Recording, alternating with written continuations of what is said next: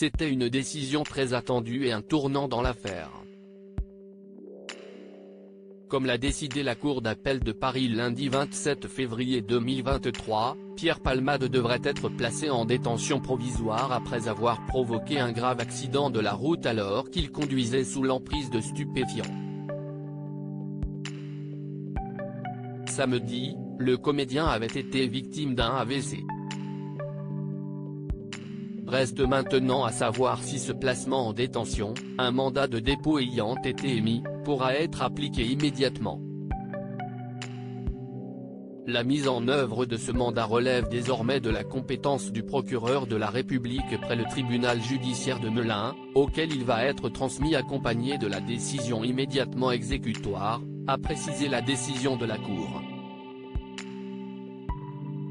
Pour rappel, quelques jours plus tôt, le comédien âgé de 54 ans avait été mis en examen pour homicide involontaire et blessure involontaire avec circonstances aggravantes, puisqu'il conduisait sous l'emprise de la drogue.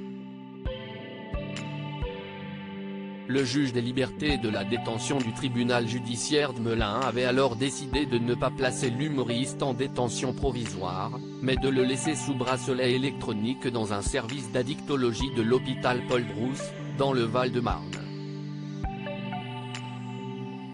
Pierre Palmade a causé un grave accident de la route. Si Pierre Palmade est dans la tourmente, c'est parce qu'il est à l'origine d'un dramatique accident de la route qui s'est produit le 10 février 2023 sur une route départementale de Seine-et-Marne.